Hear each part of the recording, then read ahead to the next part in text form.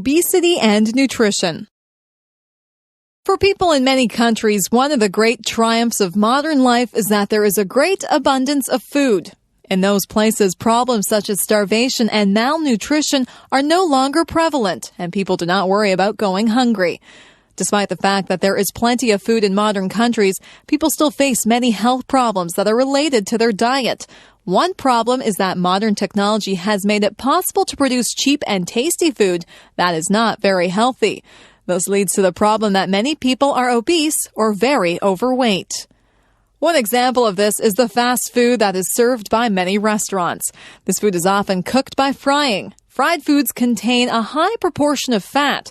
Also, fast food meals are often very large. When people frequently eat large amounts of fried fast food, they will likely eat too much fat.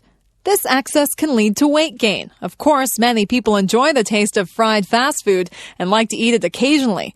However, eating this kind of food too often is bad for one's health. Another example of health problems caused by modern food products involves soft drinks and other sweetened beverages. These drinks, sometimes called pop, have a sweet taste that many people enjoy on occasion. However, these drinks contain large amounts of sugar. When people drink soft drinks very frequently, they consume a great deal of sugar. This excess sugar can lead to weight gain. The weight gain that can result from consuming too much fast food and too many soft drinks can have several harmful effects. For example, people who are very obese have an increased risk of heart disease and of diabetes. Of course, fast food and soft drinks are not the only causes of obesity. Other eating habits may be involved, and so are lack of exercise and genetic factors. To avoid the health problems that are associated with obesity, it is important that one does not eat too much food. However, this does not mean that one should try to eat as little as possible. People need an adequate amount of food in order to stay healthy. Also, it is important to avoid new fad diets that become popular from time to time because these are often unsafe. Some of the diets that are recommended in popular books do not contain adequate amounts of nutrients, such as vitamins and minerals. Instead, one should try to eat foods that are nutritious. For example, foods such as fruits, vegetables, grains, and lean meats have many vitamins and minerals that are needed for good health. People whose diets consists mainly of these foods will probably be much healthier on average than people whose diets contain too many foods that have high levels of fat or sugar. In addition, many of these nutritious foods are also very tasty and enjoyable to eat. Sexual harassment. When an employee is subjected to unwanted sexual advances or comments by a coworker or an employer, we say that the employee is experiencing sexual harassment. In some workplaces, sexual harassment is a serious problem. In its most blatant form, a boss may demand sexual favors from an employee and threaten to fire the employee if she fails to comply. Similarly, the employer might promise a promotion or raise in exchange for some sexual favor. Whenever an employer uses the prospect of reward or punishment as a way of obtaining sexual access to an employee, sexual harassment has occurred. This is not the only form of sexual harassment. Sometimes an employee may be subjected to demeaning comments by her employer or coworker. For example, a boss might make vulgar comments about the physical appearance of the employee. Another example is that a coworker might make remarks that speculate about the sexual behavior of the employee. In both of these cases, the employee is treated disrespectfully on the basis of her sex, so both cases would represent sexual harassment. Some forms of sexual harassment are more subtle. If a group of workers exchanges offensive jokes of a sexual nature in such a way that they can be easily overheard by other workers, then this is also a form of sexual harassment. Similarly, if workers post pornographic pictures in their workplace in such a way that they can be seen by other workers, then this also represents sexual harassment. In both cases, the workplace becomes an environment in which the employee is made to feel uncomfortable because of her sex. Sexual harassment usually involves a female employee who is being bothered by a male employer or coworker. In some cases, a woman might sexually harass a man, or one person might sexually harass another person of the same sex. However, these cases are not as common. Also, in some cases, the person who commits sexual harassment is not a boss or coworker, but a customer or a visitor to the workplace. Sexual harassment is a form of intimidation and abuse of power that causes much stress for many employees. In recent years, many steps have been taken to reduce the occurrence of sexual harassment. Educational campaigns have been designed to teach people that sexual harassment is wrong. Stronger penalties for sexual harassment have been introduced. Another way to reduce the prevalence of sexual harassment is to develop a culture of respect in the workplace. People need to be aware of how their jokes or comments might be perceived by others, and to imagine how they would feel if one of their relatives were subjected to sexual harassment. Employers and employees must recognize that sexual harassment is a serious concern and treat potential cases of sexual harassment very seriously. Each company should have clear policies about sexual harassment, and each should establish a fair and efficient process for dealing with complaints of this kind. In this way, the workplace can be a comfortable environment for all persons. Cultural differences, individualism, and collectivism. The many cultures of the world differ in a great variety of ways. One of the most interesting ways in which cultures vary is in the extent to which they are individualistic or collectivistic. An individualist society and a collectivist society are different in many ways. In an individualistic culture, each person tends to think of himself or herself in terms of his or her own characteristics and preferences, the things that make the person unique or different from others. In a collectivistic culture, each person tends to think of himself or herself in terms of his or her social relationships and roles, the things that make the person a part of a larger group, such as an extended family or an ethnic group. Another difference between individualist and collectivist cultures involves the tendency to help others. In an individualist society, people feel some obligation to help persons who share some group identity, such as their distant relatives or persons from the same town, but this obligation is not nearly as strong as in collectivist cultures. On the other hand, people in collectivist cultures tend to feel very little inclination to help other people who do not belong to their groups, whereas people in individualist cultures are more often willing to help others even if they do not belong to the same group. Another difference between individualist and collectivist cultures involves the relationship between people and the groups to which they belong. In an individualist culture, people usually join or leave groups when it is in their personal interest to do so.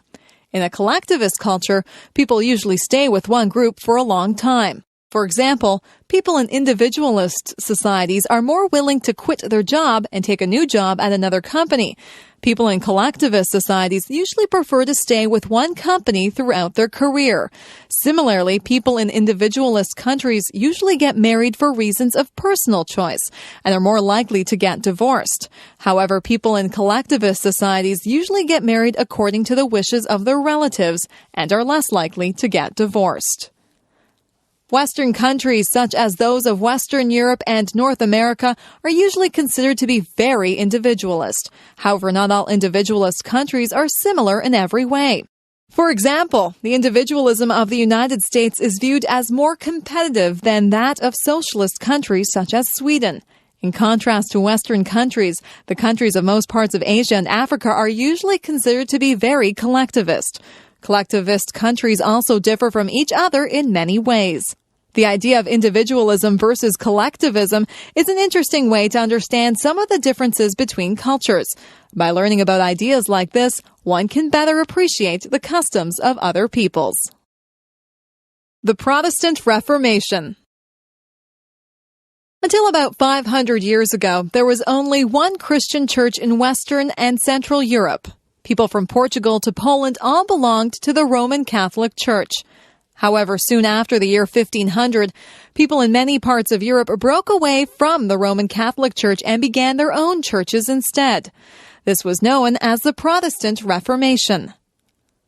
The leader of the early Protestant movement was a German theologian named Martin Luther.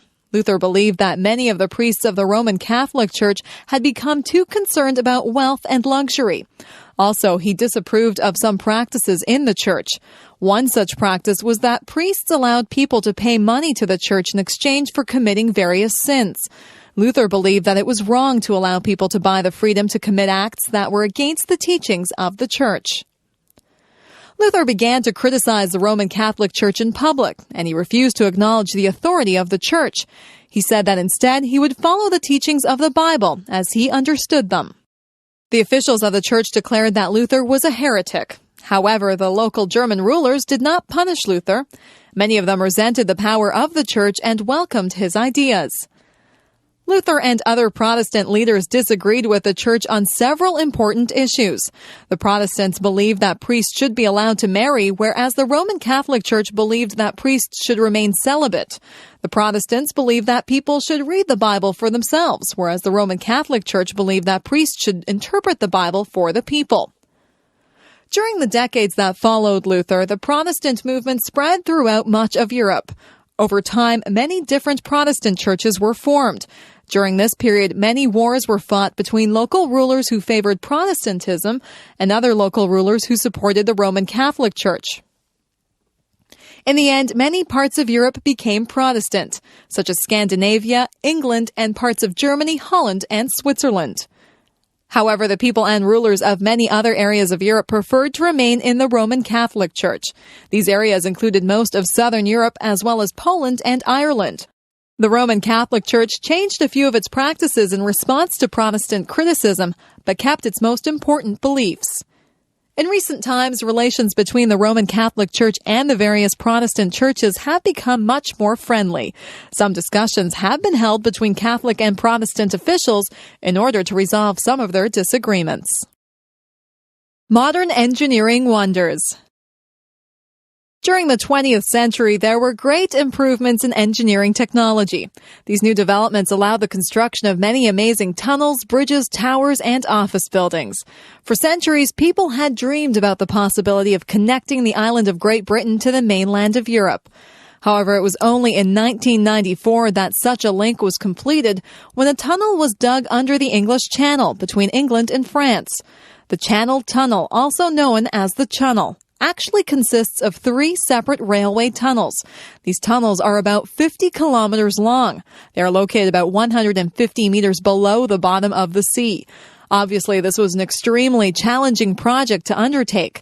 As a result of the tunnel, it is now possible to travel between London and Paris by train. And the trip takes only 3 hours, of which only 20 minutes are spent inside the tunnel. A suspension bridge is a bridge that is supported by strong wires that hang from tall towers. The world's longest suspension bridge is the Akashi Kaiko Bridge near the city of Kobe, Japan. This bridge is nearly 4 kilometers long, and the 2 towers near the middle of the bridge are about 2 kilometers apart. It took almost 20 years to design this bridge and 10 years to build it. This bridge was designed to withstand extremely strong winds because Japan often experiences windstorms called typhoons.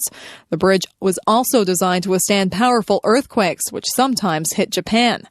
At the beginning of the 21st century, the world's tallest freestanding tower was the Canadian National Tower, or the CN Tower. The CN Tower is 553 meters tall. It is located in the city of Toronto, within the Canadian province of Ontario. This structure was built in 1975 as a television and radio tower. Before the CN Tower was built, TV and radio reception in the Toronto area was poor. This was because the TV and radio signals were blocked by the buildings of downtown Toronto. When the CN Tower was built, this problem was solved. Of course, the CN Tower is also a famous tourist attraction. People can ride in the very fast elevators that take them to observation areas, which are at about 350 and 450 meters above the ground. Although the CN Tower is the world's tallest tower, it is not an office building. The tallest buildings in the world are the Petronas Towers in the city of Kuala Lumpur, Malaysia, and the Sears Tower in the American city of Chicago. The Sears Tower, which is 442 meters tall, was completed in 1974. It has 110 floors, and its top floor is the highest office floor in the world.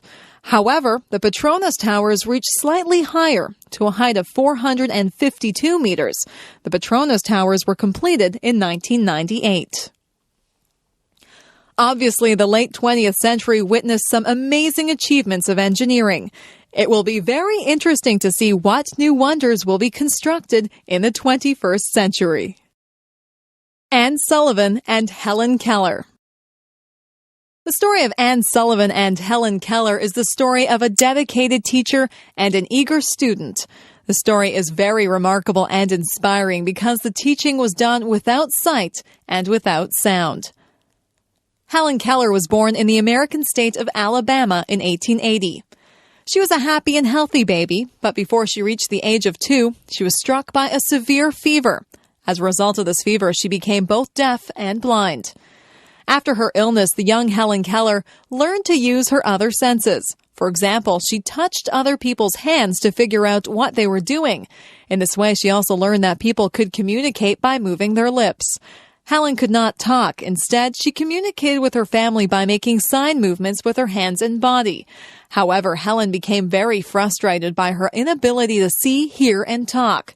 She often became very angry and had many temper tantrums. When Helen Keller was 6 years old, her family took her to see Dr. Alexander Graham Bell, who was an expert on educating deaf children. This man was also famous for inventing the telephone. As a result of this visit, Helen's parents hired a tutor for their daughter. The tutor was a very intelligent deaf woman named Anne Sullivan. At first, it was difficult to teach Helen because she still made many angry outbursts. Gradually, Anne Sullivan gained Helen's trust. One day, Anne began to teach Helen to communicate. Anne took Helen to a well and pumped some water onto Helen's hand. Then Anne used her finger to write the letters W-A-T-E-R onto Helen's hand. By repeating this, Anne was able to teach Helen how to write the word water. As soon as Helen learned that things could be named in this way, she wanted to learn the names of many other objects and actions. She was curious about many things and learned a great number of words. She also learned to read by using the Braille alphabet. This alphabet allows the reader to feel letters and words which are represented by bumps on a page. Also, Helen learned to talk by feeling and then copying the movements of people's mouths. When Helen Keller was 16 years old, Anne Sullivan went with her to college. Anne acted as Helen's interpreter, and Helen was very successful in her studies. After her graduation, Helen dedicated her life to improving conditions for the blind, the deaf, and the poor. Anne Sullivan died in 1936 and was remembered as the miracle worker for a triumph in educating Helen Keller. After Anne's death, Helen continued to give lectures in countries around the world and was active in many political causes. She met with presidents and prime ministers and helped to improve conditions for people who were deaf or blind. At the time of her death in 1968, Helen Keller was one of the most admired people in the world. The automobile, or car. In many ways, the automobile has been one of the most important inventions of the modern age. People have been able to travel much more freely and across much greater distances than was possible in the past. The automobile, which most people refer to as the car, has also had some harmful consequences, such as pollution and accidents. However, it is clear that life has changed profoundly as a result of the car. Modern cars are very complicated, but the basic idea of how a car works can be described briefly. When the keys are turned in the ignition of the car, this creates a spark that ignites some gasoline vapor inside a cylinder. Then, the rapid expansion of this vapor pushes against a part called a piston. The movement of the piston then causes a turning motion in a shaft that is connected to the wheels. The wheels turn, and the car moves. The invention of the car and the engines used by cars happened gradually in the late 19th century, mainly in France and Germany. In the early 20th century, an American engineer named Henry Ford developed a new way of making cars. Instead of having one worker produce an entire car, he had each worker perform one part of the production of many different cars. This system was very efficient and allowed the mass production of cars. The first car to be produced in large numbers was called the Model T. The Model T Ford and other cars that were soon produced in large numbers were cheap enough that many people could afford to buy them. Many new roads were built and paved throughout North America to allow cars to be driven from town to town. People were able to travel much more easily and to visit places that had previously been difficult to reach. Some problems also came with the widespread use of cars. One of these problems was air pollution because car engines burn gasoline, which produces poisonous exhaust fumes. Gradually, new laws and new technology have led to reductions in the air pollution that is caused by cars. Moreover, cars today are much more fuel efficient than they were in the past, requiring less gasoline to travel a given distance. However, this pollution is still a problem because of the many millions of cars that are used each day. Another problem has been car accidents, which have caused many thousands of deaths each year. During the 1960s, some journalists brought attention to the unsafe features of many cars. As a result, the safety of cars has been greatly improved. In addition, the use of seatbelts is now required by law. However, car accidents continue to be a serious problem. The future is likely to bring many interesting new changes to the car. Improvements in the safety of cars, in fuel efficiency, and in the cleanliness of car emissions are continuing to be made. Also, the increasing use of the car in economically developing countries will probably have important effects upon people's lives around the world. Sexual attitudes and behavior. During the past several decades, there have been major changes within most Western countries in people's attitudes towards sex and in sexual behavior. For people who have lived throughout this period, the changes have seemed quite remarkable. Until the early 20th century, people in most Western countries did not have permissive attitudes regarding sexuality. For the most part, young people were expected to wait until marriage before having sexual intercourse. Of course, some premarital sex did occur, and prostitution was not rare. However, sexual behavior was relatively restricted. As the 20th century progressed, there was a gradual trend toward liberalization of attitudes toward sex. However, this trend was greatly speeded after 1960, when the first birth control pills became available. These contraceptive pills made it possible for women to engage in sexual intercourse without much risk of an unwanted pregnancy. As a result, many women were more willing to have premarital sex than was previously the case. Also during the 60s, Western countries were reaching high levels of wealth and education. A new and very large generation of young people was approaching adulthood, and there was a mood of rebellion against traditional norms. There was an increase in the number of people who engaged in sex before marriage, and also a greater openness about such behavior. By the 1970s, sexual attitudes had become quite liberal, and many young people were quite promiscuous in their sexual behavior. However, this pattern reversed somewhat during the 1980s. There was increased concern about sexually transmitted diseases, including AIDS. Moreover, many young women had been uncomfortable with the idea of unrestricted sexual behavior. As a result, sexual attitudes became slightly more conservative during the 1980s and 1990s, although they remained much more liberal than in previous decades. In the early 21st century, most young people in Western countries begin having sex during their high school years, although some people wait until they are considerably older. Some young people are promiscuous, but most engage in monogamous relationships that typically last for a period of several months or a few years. When one relationship ends, another usually begins soon after. This pattern usually continues until marriage. After marriage, most people have sex exclusively with their spouse. However, some people do commit adultery. Sexuality has changed a great deal in recent decades. It will be very interesting to see how people's sexual attitudes and behavior will change in the future. The rights of the accused. In English-speaking countries, the rights of an accused person are taken very seriously. Over many centuries, laws evolved in such a way that people could not be arrested or charged without a very good reason. Of course, every country needs to enforce its laws. This means that police officers are needed, and so are prosecutors, the lawyers whose job is to make criminal charges against people who break the laws and to prove that those charges are true. However, it is very important that people's freedoms are not taken away wrongly.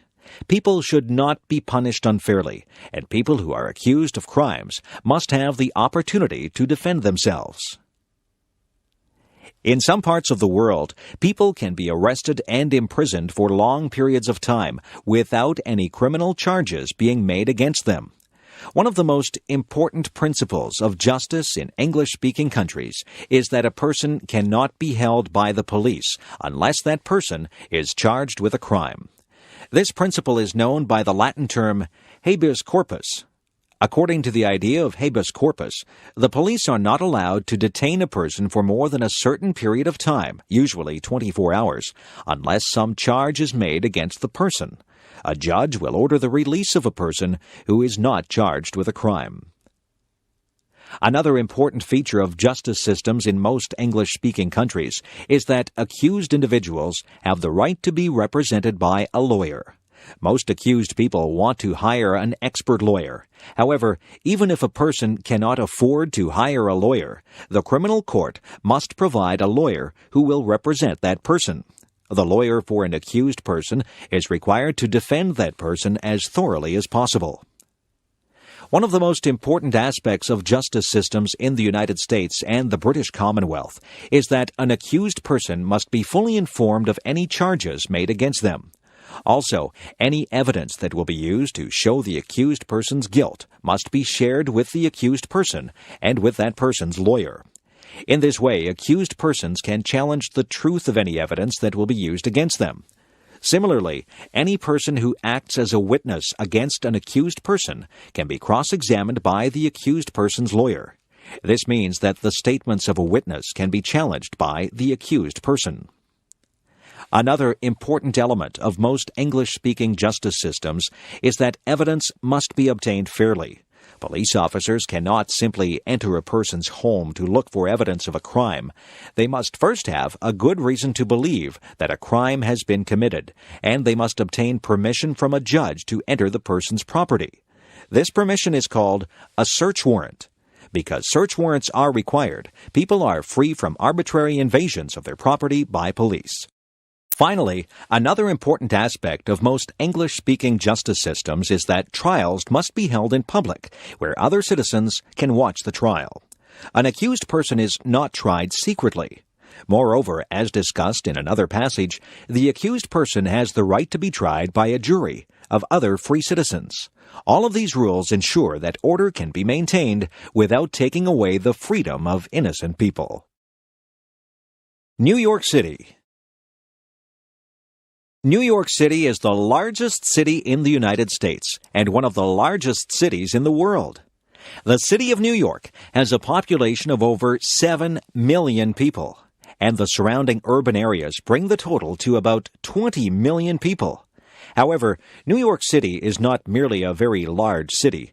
It is also known as one of the world's leading centers of financial, artistic, and media activities. Compared with most of the great cities of the world, New York is very young. The first permanent settlements were established during the 17th century by settlers from the Netherlands. Those people named their town New Amsterdam. Soon, the colony was taken over by English settlers who renamed the city New York. New York grew quickly, and by the 19th century, it was the largest city of the United States. New York was usually the place where new immigrants to the United States would arrive. In the 19th century, immigrants from Germany and Ireland were numerous in New York. In the early 20th century, New York City was the home of many Jewish immigrants and also immigrants from Italy. In addition, many African American people arrived in New York from other parts of the United States, and many persons came to New York from the American territory of Puerto Rico, a Spanish-speaking island in the Caribbean. In more recent decades, immigrants have arrived in New York from places all over the world.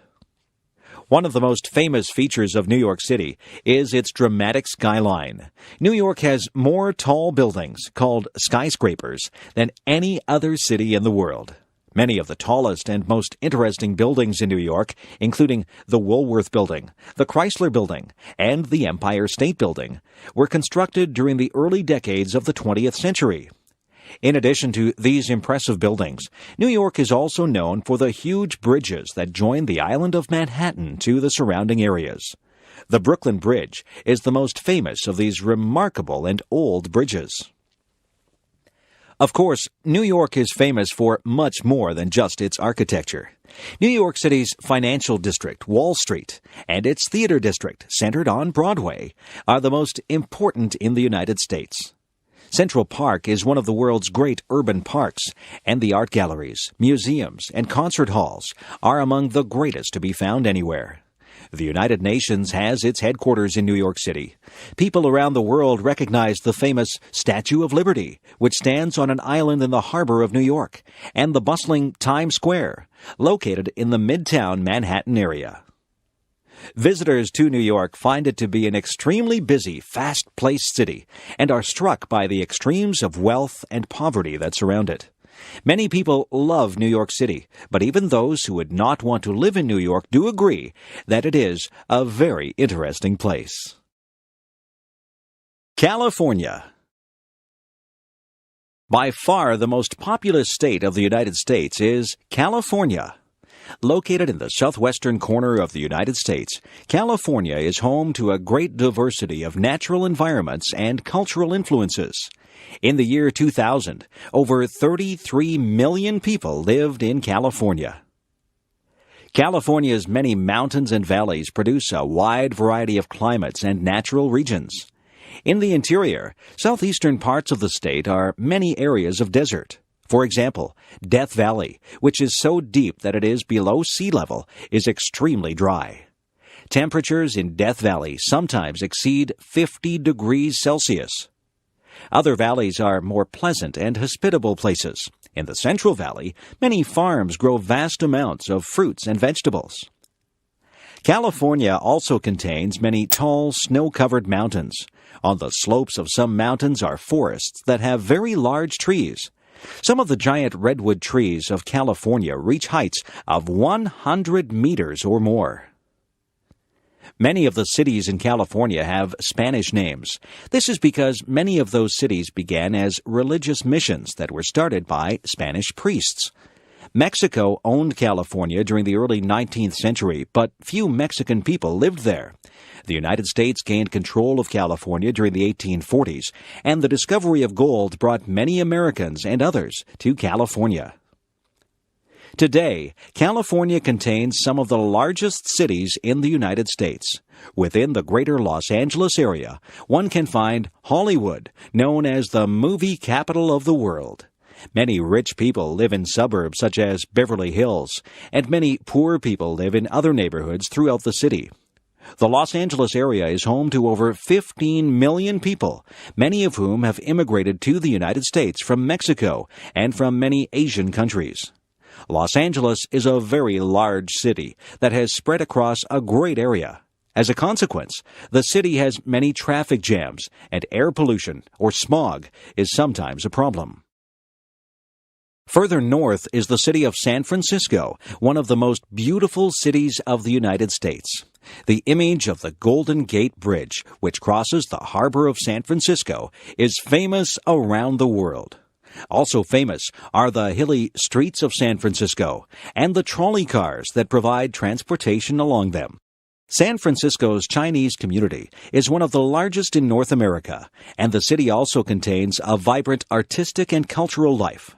San Francisco was destroyed by an earthquake in 1906 and was damaged again in 1989.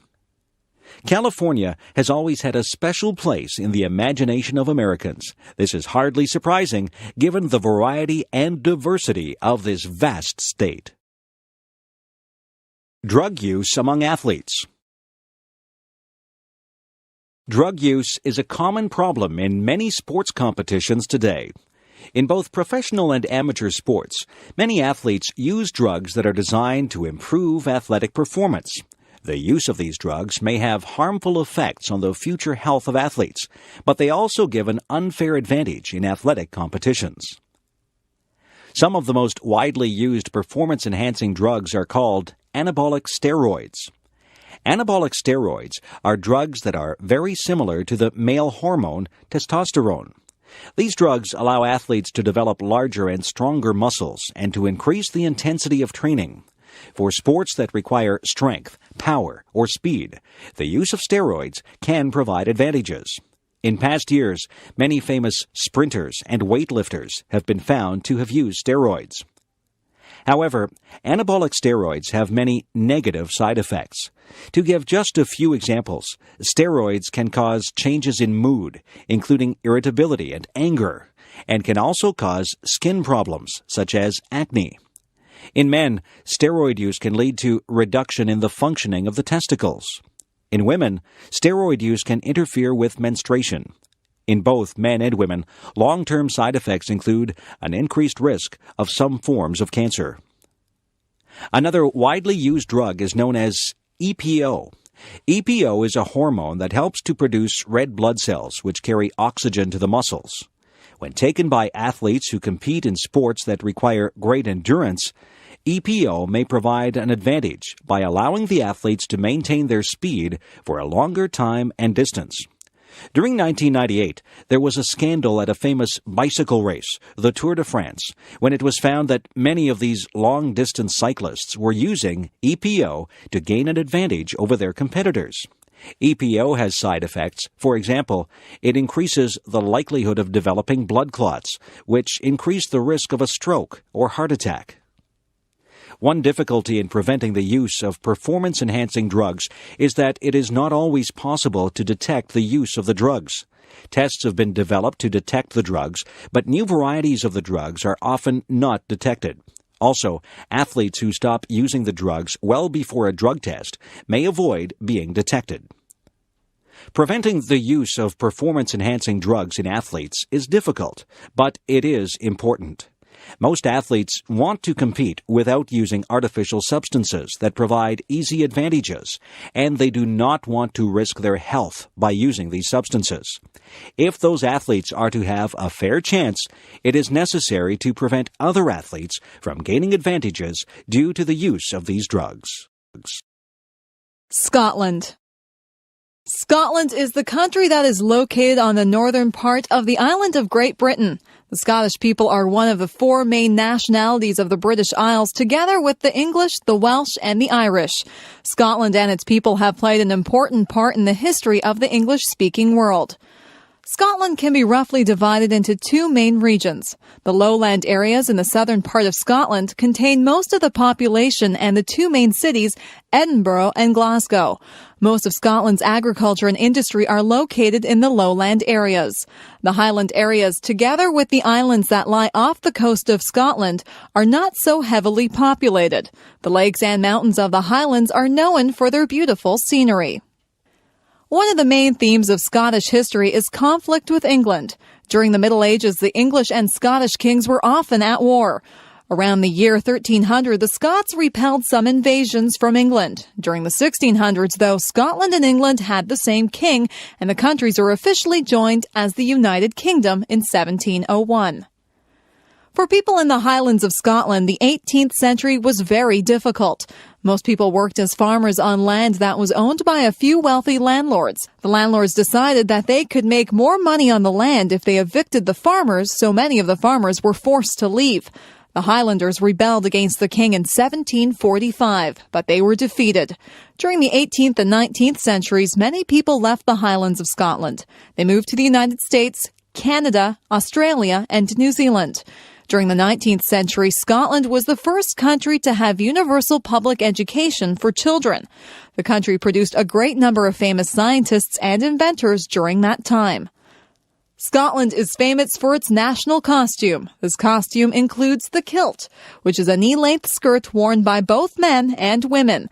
The kilt is made from a fabric that contains stripes of different colors and widths, which cross over each other to produce a pattern that is called a tartan. In the Scottish Highlands, groups of related families called clans have their own unique tartan. Another famous part of Scottish heritage is the musical instrument known as the bagpipes. The bagpipes have a distinctive sound that is easily recognized. Bagpipes were originally played to intimidate enemies in battle, but today Scottish people play the bagpipes at parades and other celebrations. People of Scottish heritage around the world celebrate their heritage on January 25th of each year. This day celebrates the birthday of Robbie Burns, the famous Scottish poet. People celebrate this day at parties where people eat a famous Scottish food called haggis. Today, Scotland remains part of the United Kingdom, but some Scottish people would like Scotland to become independent. Whatever the Scottish people decide, their country will remain a unique and interesting place. London. The city of London is one of the most famous cities in the world. In previous centuries, London was the center of the British Empire. Today, it is one of the most important cities of the emerging European Union. London is located in southeastern England on the Thames River. The Greater London area contains about 12 million people, and the surrounding areas contain several million more. London was the first city in the modern world to have reached a population of 1 million people. London is a very old city, and many of its neighborhoods maintain their distinct character. One of the most famous parts of London is the East End, where people speak with an accent known as Cockney. One of the features of the Cockney accent is that the letter H is often not pronounced. London's population is very cosmopolitan. The city contains, in addition to people of English background, large communities of South Asian, Chinese, African, and Caribbean people. Most of these people have their origins in countries that belong to the British Commonwealth of Nations. Many of the most famous buildings in London are located in a small central area. This area contains several huge churches, including Westminster Abbey, where many famous people are buried. Another famous church is St. Paul's Cathedral, which was rebuilt after the original was destroyed by fire in the year 1665. The Houses of Parliament are also found in central London. These buildings are famous for their Gothic architecture and for the sound of the large clock known as Big Ben. The Tower of London, which was formerly used as a prison, is now a popular tourist attraction. Buckingham Palace, the residence of the royal family, was first opened for public viewing during the 1990s. London is also famous for its many impressive museums, art galleries, and theaters. For example, the British Museum contains priceless objects from all parts of the world. The National Gallery holds a great collection of artistic masterpieces. The Globe Theatre has been rebuilt to appear as it did during the time of Shakespeare. Despite its age, London remains a vibrant and busy city.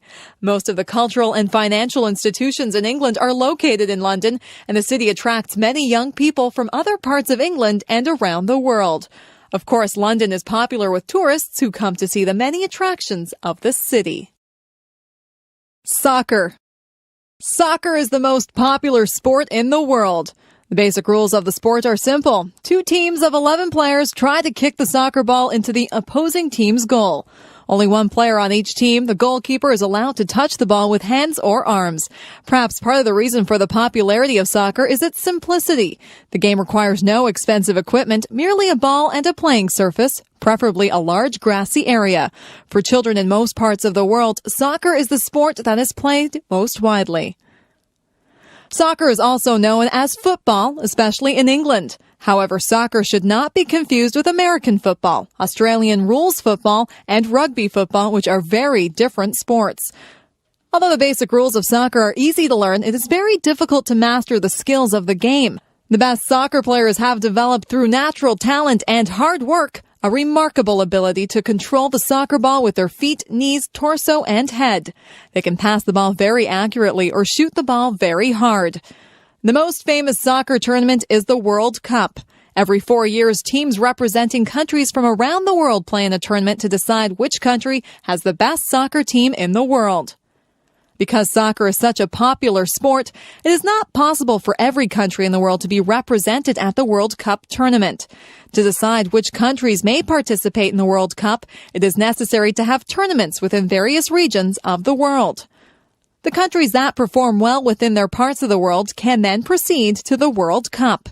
In the past, most of the available places at the World Cup have been reserved for teams from Europe and from South America. The reason for this is that soccer has been extremely popular in these continents, which have produced the winning teams in previous World Cup tournaments. Recently, however, several African and Asian countries have played quite well at the World Cup, so there are now additional places provided for teams from Africa and Asia. Someday teams from these areas will win the World Cup. However, there will no doubt be strong competition from countries that have traditionally had very strong teams, such as Argentina, England, Brazil, France, Germany, Italy, and the Netherlands. In many parts of the world, soccer has been an increasingly popular sport for women. There are now many soccer leagues and tournaments available for women athletes, and it seems likely that the number of women who play soccer will someday equal the number of men who play soccer. Among children in many parts of the world, soccer is equally popular for boys and girls. Extinctions. Ever since human beings appeared on the earth, we've had a serious impact on other living things. One of the most serious results of the human presence has been the extinction of other species. Since the arrival of humans, many species of animals and plants have died out as a result of human activity. The extinction of species is a serious problem. When certain species are eliminated, this may disrupt the balance of nature, leading to overpopulation of some species and extinction of others. These changes may have an impact on humans. Also, some of the species that become extinct might have had benefits for human beings. For example, scientists believe that some of the plants growing in rainforest areas might be valuable for treating human diseases. If these plants become extinct as a result of human activity, then these treatments will never be found. The earliest extinctions caused by humans occurred very long ago. Modern humans emerged in Africa over 100,000 years ago, and some of those people migrated to other parts of the world. When they reached new areas, they found that it was very easy to hunt the large animals, which had not previously been hunted by humans. As these prehistoric people moved into Europe, Australia, and the Americas, they killed large numbers of large animals. Within a few hundred years, many species of animals had become extinct. For example, prehistoric people reached New Zealand less than 1,000 years ago, but they soon hunted a huge bird called the giant moa to extinction. With the beginnings of modern technology several hundred years ago, many other species were driven to extinction. Hunters armed with guns were able to kill vast numbers of animals. In North America, this led to the extinction of bird species such as the passenger pigeon, which had previously been very numerous. Other species were nearly wiped out, such as the large prairie mammals called bison. There were once millions of these animals, but now only a few thousand remain. Today, many more species of animals and plants are going extinct. Sometimes this happens because of human expansion into areas that are the habitat of certain species. When people clear a forest, some species may be lost. In the near future, many other extinctions are possible or likely. In some cases, the problem is due to human greed. For example, some people buy ivory that is taken from the bodies of animals such as elephants or rhinoceros.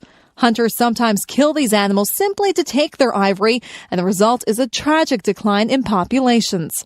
Another example involves bears in North America. Some people buy the sexual organs of these animals for use as aphrodisiacs or sexual stimulants. The result is that hunters kill bears simply to obtain these organs, and this leads to a reduction in the number of bears. Fortunately, many countries have laws to prevent the hunting of species that are facing extinction, known as endangered species. However, some hunting of these endangered animals continues. Only by refusing to buy the products that are made from endangered species can we prevent this terrible crime. Australia, nature. Australia is the only country in the world that is also a continent. Located in the southern hemisphere between the Pacific and Indian Oceans, Australia is one of the largest countries in the world. Despite its vast size, Australia does not have a large population. In the year 2000, there were about 19 million people in Australia. Most Australians live within a short distance of the ocean because much of the interior of Australia is extremely dry. The remote areas of Australia, known as the Outback, contain several sandy, rocky deserts. Some parts of the Outback receive somewhat more rainfall and can support some grassy vegetation. In these areas, there are many ranches or farms where sheep and cattle are raised. Although the outback of Australia is a harsh place, some parts of it are quite beautiful. In the middle of the Australian continent, a large red rock known as Uluru stands in the desert.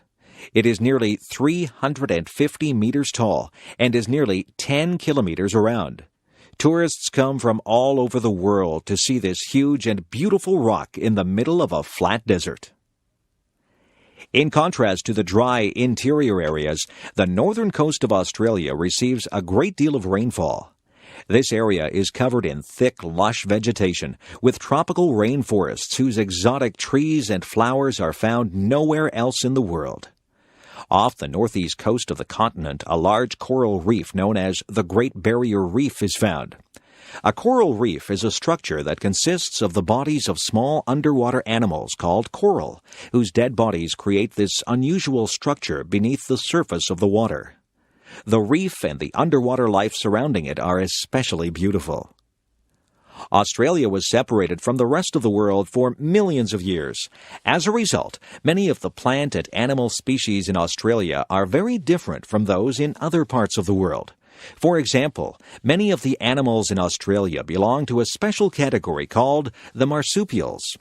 Marsupials are mammals, but they are a special kind of mammal because they give birth to offspring that are not yet well developed. In many marsupials, the offspring continue to develop after being born inside a pocket or pouch on the mother's body. The most famous marsupial is the kangaroo. Kangaroos can travel at great speeds by hopping on their hind legs and using their large tails for balance. The kangaroo is a rather large animal, with the larger individuals sometimes weighing 90 kilograms. Another famous marsupial is the koala. This animal is sometimes called a koala bear because it looks somewhat like a small bear. The koala lives in the branches of trees called eucalyptus trees. Koalas eat the leaves of eucalyptus trees. Of course, Australia also has people. We will discuss the people of Australia in the next passage. Australia, people. The first people who lived in Australia were known as the Aborigines.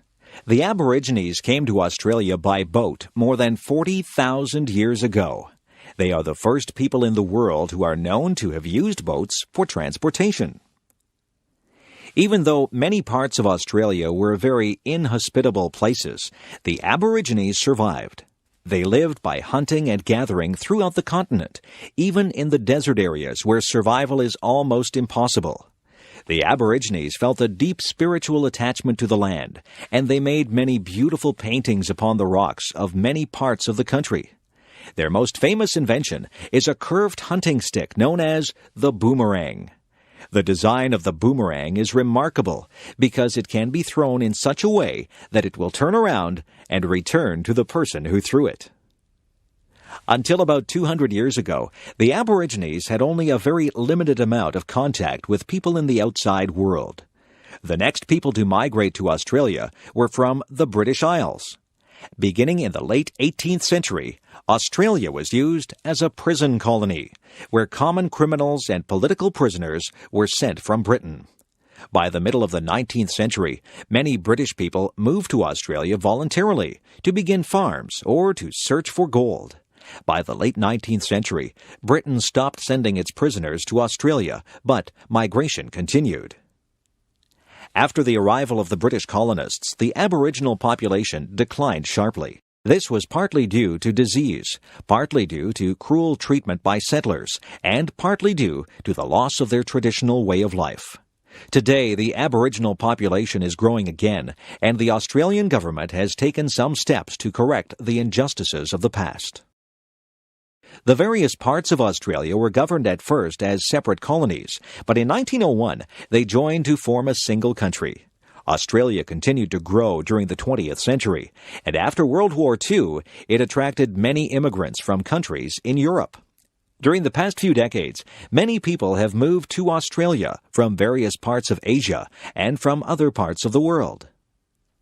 Today, Australia consists of one territory, the Northern Territory, and 6 states: Western Australia, South Australia, Tasmania, Victoria, New South Wales, and Queensland.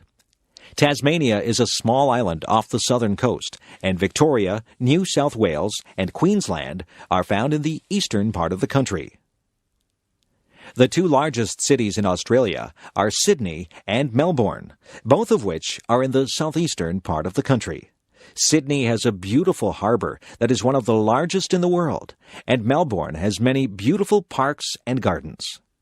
The capital city of the country is Canberra, which is located between Sydney and Melbourne.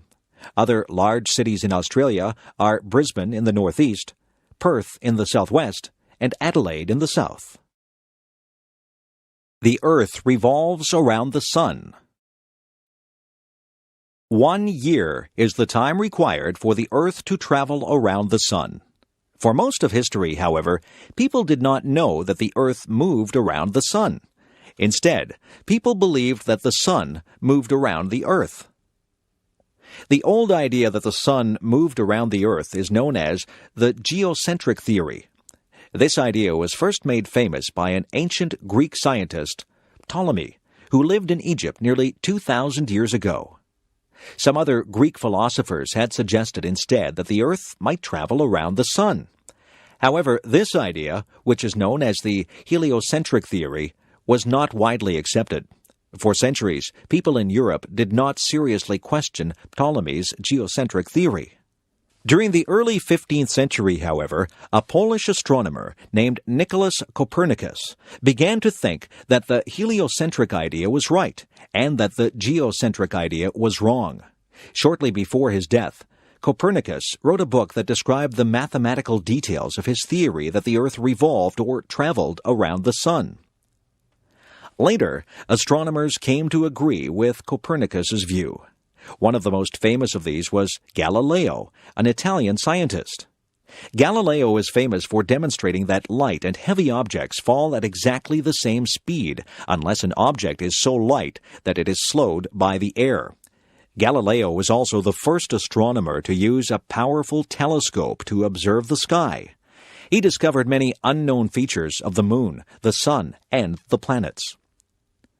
When Galileo announced that he believed in Copernicus's theory that the Earth revolved around the Sun, some officials of the Roman Catholic Church were angry. They argued that this theory was against the beliefs of the Church. Some church officials disagreed with his view, but the authorities decided that Galileo should be punished by house arrest. In other words, Galileo was not allowed to leave his house. Also, Galileo was forced to make a public statement that renounced his belief in the heliocentric theory. At about the same time that Galileo supported the heliocentric idea, another astronomer did some important work that supported Copernicus's view. This astronomer was Johannes Kepler, who lived in Germany. Kepler used the observations of previous scientists to figure out the motion of the planets around the Sun. He realized that the planets did not travel in circular paths, but instead in paths that were elliptical or oval in shape. Kepler's discoveries showed mathematically how the planets would revolve around the Sun.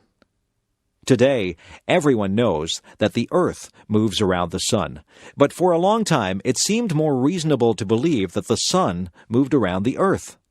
We can thank the great scientists of the past who discovered the surprising truth. George Washington Carver. George Washington Carver is possibly the most famous agricultural scientist of all time.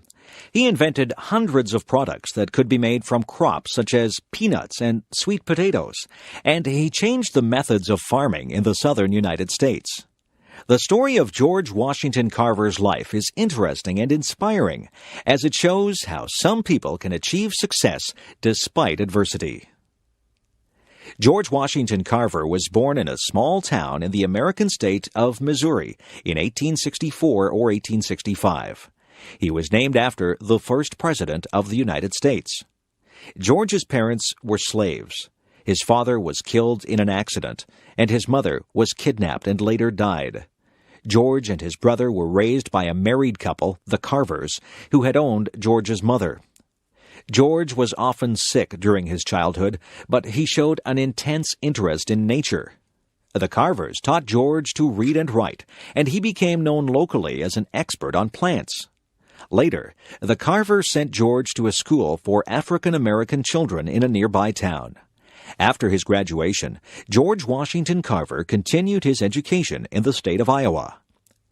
While a student in Iowa, Carver had very little money and had to work at many jobs to afford the costs of his education. However, his knowledge of plants was very impressive, and after receiving his master's degree, he became a teacher at the college he had attended as a student. Soon, however, Carver moved south to the state of Alabama, where he worked as a teacher and researcher at a college for African American students. It was here that Carver stayed for the rest of his life, and it was here that he performed his important agricultural research. One problem for farmers in the southern United States was that the most widespread crops, cotton and tobacco, tended to remove nutrients from the soil. Carver realized that this problem could be solved to some extent by rotating the cotton and tobacco crops with other kinds of crops, such as peanuts and sweet potatoes, which could help to preserve the nutrients in the soil. Carver's discoveries made the peanut, the sweet potato, and the soybean very useful to southern farmers. He invented the food product known as peanut butter, plus hundreds of other products. For example, Carver found ways to produce plastics, ink, cooking oil, paints, and cosmetics from peanuts and other crops. Carver also developed a new variety of cotton. Carver received many awards for his scientific research, but he was never interested in fame or fortune. When Carver died in 1943, the American government made his birthplace a national monument. Today, Carver is still known as a great agricultural scientist. The origins of Canada and the United States. Most people are aware that Canada and the United States are two very large countries in North America. However, most people do not know how these countries came to exist. The story of the creation of these countries is a very interesting one. During the 17th and 18th centuries, some people from England and from France moved across the Atlantic Ocean. English people lived on what is now the east coast of the United States, and French people lived in what is now Quebec, in the eastern part of Canada. The kings of England and France were often at war with each other. This meant that there was often fighting in North America between the soldiers of England and France. By about the year 1750, there were many more people in the English colonies than in the French colonies. When the next war began, the English king was determined to defeat the French and gain complete control of North America. The English assembled a large force of ships and soldiers and attacked the French at Quebec. The French fought bravely, but they were too few in numbers, and the English won the war. England then gained control of all of North America. After this war, the people of the English colonies in North America began to feel dissatisfied with their government. They were not represented in the English government, but they had to pay taxes to the English king. The taxes were used to pay for English soldiers who defended the American colonies, but the Americans did not want these soldiers. In 1775, the American settlers began to rebel, and in 1776, the Americans declared their independence. For several years, there was much fighting between the Americans and the English soldiers. For a while, it appeared that the Americans would lose, even though they fought bravely. Then, the King of France decided to help the Americans. He sent his ships and soldiers to America, and they helped the Americans to defeat the English forces. England recognized the United States of America as an independent country in 1783. However, England kept control of Canada. When the American colonies rebelled against England, some of the people who lived in those colonies did not rebel. Those people were called Loyalists because they were loyal to the king. When the war ended, the Loyalists had to leave the country. They moved northward to Canada, where they started new English-speaking colonies. During the year 1812, the Americans invaded Canada, but they were not able to conquer the country. During the 19th century, the people of Quebec continued to speak French and to maintain their French culture. Meanwhile, many more people moved to the English-speaking areas of Canada. In the year 1867, Quebec and the English-speaking colonies agreed to form a single country, Canada. By this time, there were two very large countries in the northern part of North America. Hawaii. Of the 50 states in the United States, 49 are located on the mainland of North America. The other state is Hawaii, which consists of several islands in the middle of the Pacific Ocean. Hawaii is known as an especially beautiful and interesting place. The Hawaiian Islands were formed by volcanic eruptions that pushed molten rock called lava above the surface of the ocean. Some of the islands no longer have any volcanic activity, but there are still active volcanoes on two Hawaiian islands, Oahu and the Big Island, which is known simply as Hawaii. One of these volcanoes, Mauna Loa, still erupts sometimes with spectacular explosions of lava. Another volcano, called Mauna Kea, is now dormant. These volcanoes are both very tall and reach over 4,000 meters above sea level. The air above Mauna Kea is so clear and thin that scientists use the mountain as a base for observing the stars. The islands of Hawaii are located in the tropics, and they are known for their beautiful weather. The temperatures are usually in the range of 20 to 30 degrees Celsius, and the days are usually sunny. This weather allows people to enjoy swimming and surfing on the beautiful beaches of Hawaii. Despite the sunshine, most of the islands also receive enough rainfall to support many beautiful flowers and trees. The first people to live in Hawaii were Polynesian groups who arrived from other islands in the Pacific well over 1,000 years ago. The islands were visited by European explorers during the late 18th century. During the early 19th century, the islands became unified under a single king. However, during this time, many Hawaiians died from diseases that were brought by European and American visitors. The Hawaiian Islands are excellent places for growing sugarcane and pineapples. In the late 18th century, some Americans began large farms called plantations in Hawaii. The Americans eventually gained control of the government, and Hawaii became a territory of the United States. The United States built a naval base on the island of Oahu at Pearl Harbor. This base was attacked by Japan in 1941, but it was soon repaired. The naval base is still in use today. During the 19th and 20th centuries, there were great demand for labor on the sugar and pineapple plantations. People came to Hawaii from many lands, and Hawaii became a place of many cultures. The native Hawaiians mixed with people from places such as Japan, China, Korea, the Philippines, Portugal, and Puerto Rico, as well as the mainland United States. Today, many Hawaiians can claim a diverse heritage. In 1959, Hawaii became the 50th state of the United States, with the city of Honolulu as its capital.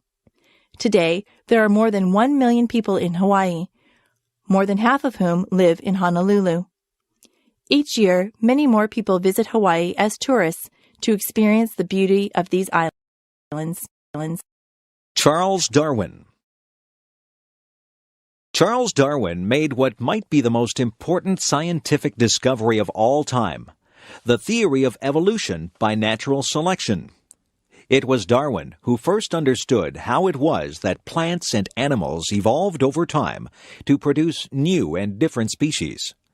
At first, this theory faced much opposition, but since that time, it has been supported by evidence from many areas of science.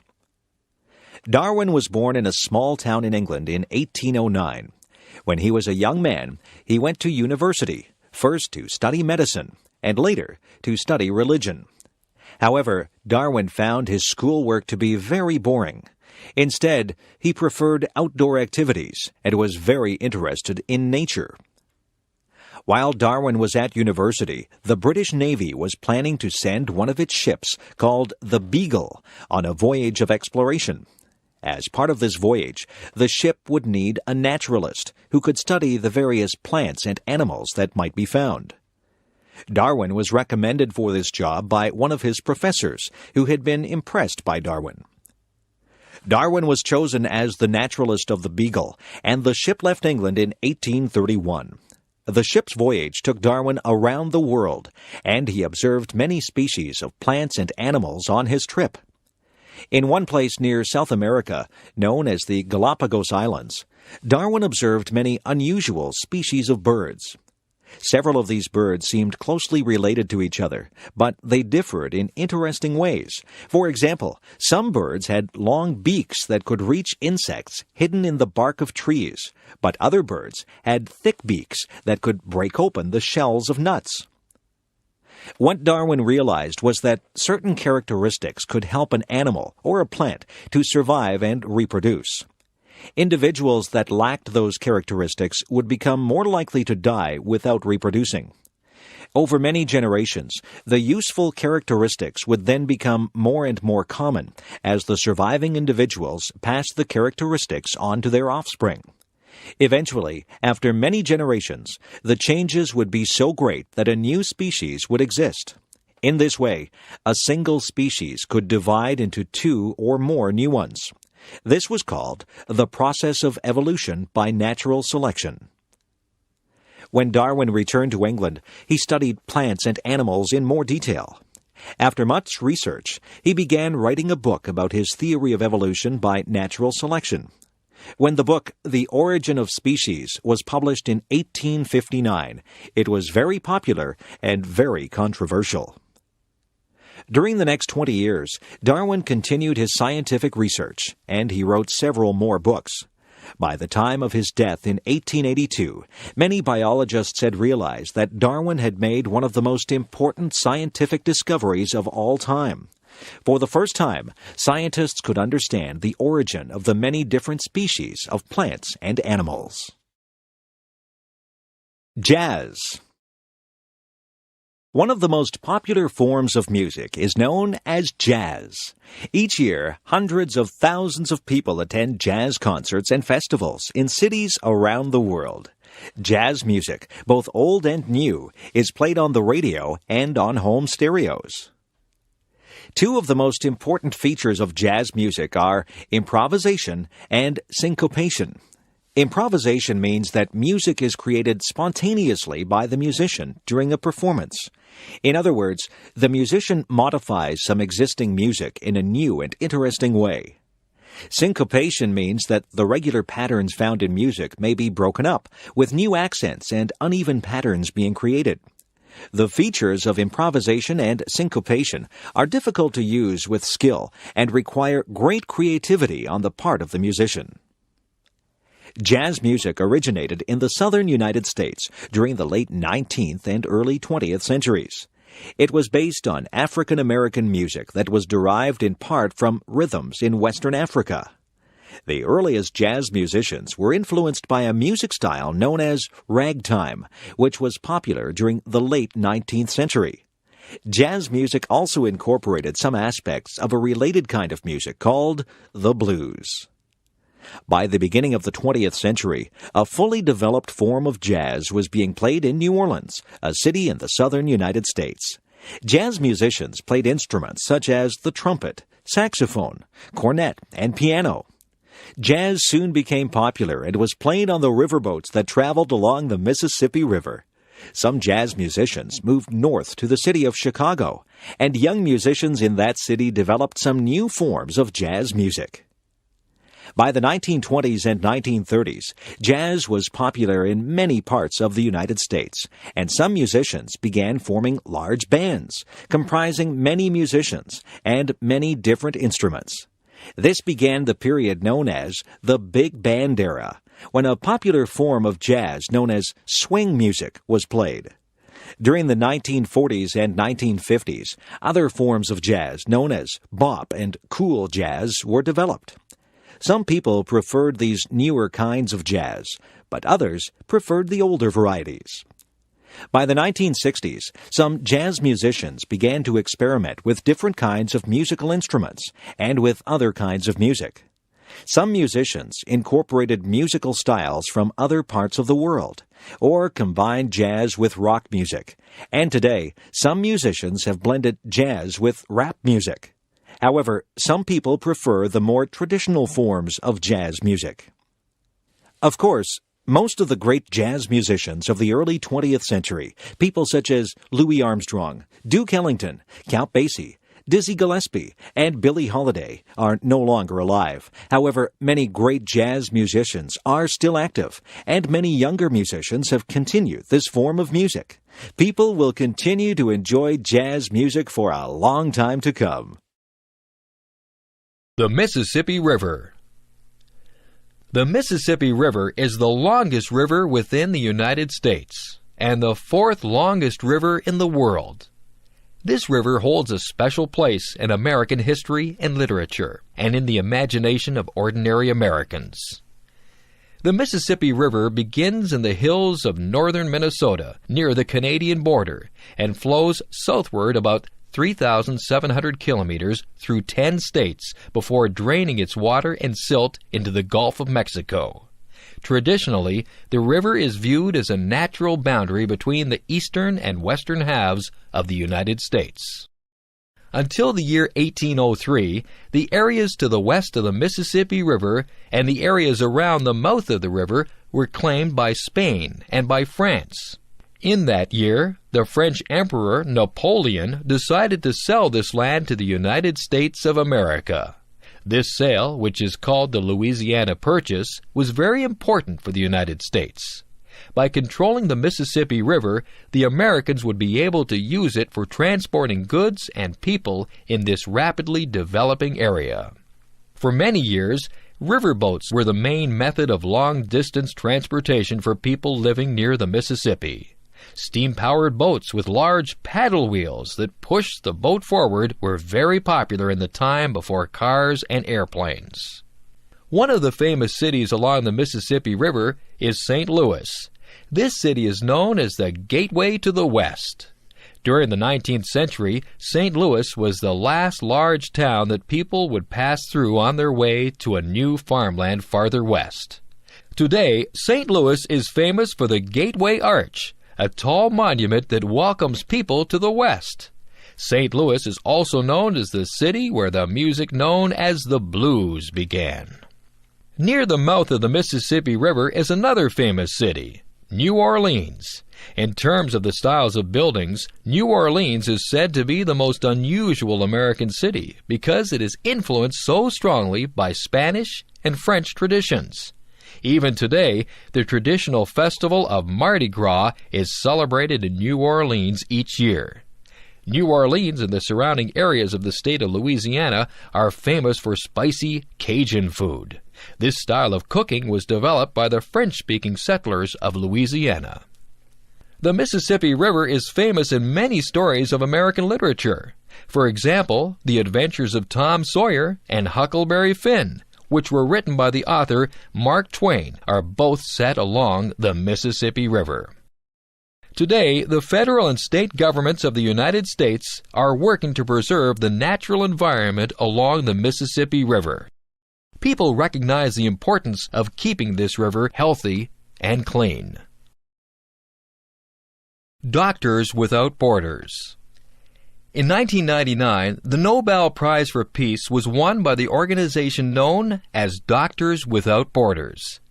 This is the English name for the organization, based in Belgium, which won the prize for its humanitarian assistance to people around the world in areas that have been struck by disaster. The fundamental ideas of Doctors Without Borders is that people who suffer from a disaster have the right to receive professional help as soon as possible. The organization helps people regardless of their nationality, race, religion, ethnicity, sex, or political opinions. Also, the assistance provided by Doctors Without Borders is given in response to all kinds of disasters, such as famines, earthquakes, and wars.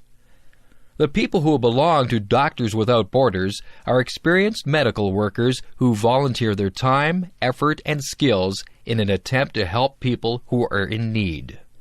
These volunteers include doctors, nurses, surgeons, anesthetists, laboratory technicians, and other medical workers.